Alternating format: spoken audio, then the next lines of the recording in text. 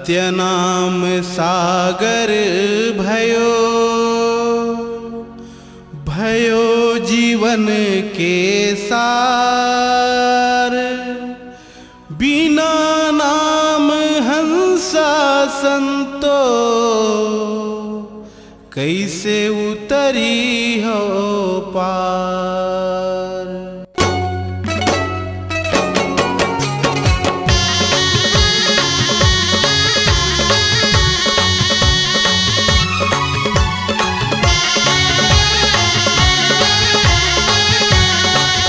जय हो गुरु बाबा मोर महिमा हा तोरे महान है। जय हो घासी बाबा मोर महिमा हा तोरे महान है। जय हो गुरु बाबा मोर महिमा हा तोरे महान है। जय हो घासी बाबा मोर महिमा हा तोरे महान है।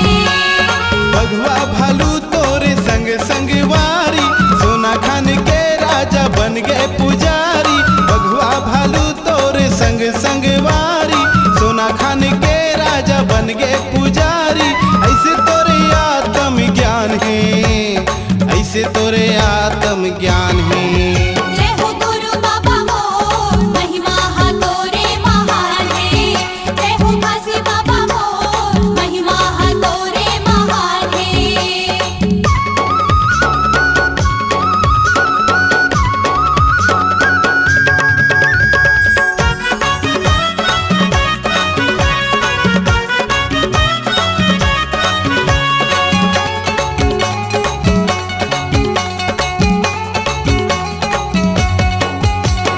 धन दौलत के राजा ला हो गए गुमान। बिना सोचे समझे करे गयान तान। देखे सतपुरुष के भारी परमान। कतको से न पर जा मन जपे सतनाम। धन दौलत के राजा ला हो गए गुमान। बिना सोचे समझे करे गयान तान। देखे सतपुरुष के भारी परमान। कतको से न पर जा मन जपे सतनाम। देखे नहीं सके राजा के आँखी मगड़ गए। सिपाही लगे है घासी लाला न पकड़ के। देखे नहीं सके राजा के आँखी मगड़ गए। सिपाही लगे है घासी लाला न पकड़ के। माटी मा मिलत मोर शान है, माटी मा मिलत मोर शान है।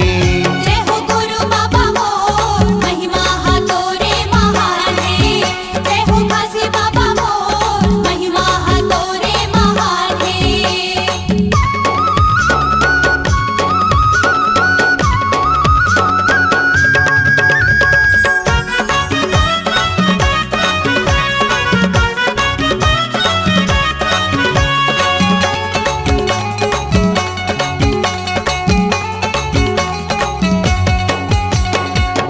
करत बैठे गुरु डोंगरी पहाड़।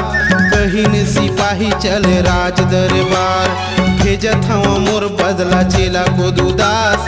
ठीक करही पागल हाथी के उदबास। ध्यान करत बैठे गुरु डोंगरी पहाड़। बहिन सिपाही चल राज दरबार। भेजत हम मोर बदला चेला को दुदास। ठीक करही पागल हाथी के उदबास। कहे सतनाम को दुए रावत के कान मा। ठीक हो गे छिन भर मा सुनते गुरु नाम ला। कहे सतनाम को दुए रावत के कान मा। ठीक हो गे छिन भर मा सुनते गुरु नाम ला। फेल हो गे राजा अपन चाल में, फेल हो गे राजा अपन चाल में। जय हो गुरु बाबा मोर महिमा हा तोरे महान है। जय हो घासी बाबा मोर महिमा हा तोरे महान है। जय हो गुरु बाबा मोर महिमा हा तोरे महान है। जय हो घासी बाबा मोर महिमा हा तोरे महान है। बघवा भालू तोरे संग संग वारी सोना खान के राजा बन गए पुजारी। बघवा भालू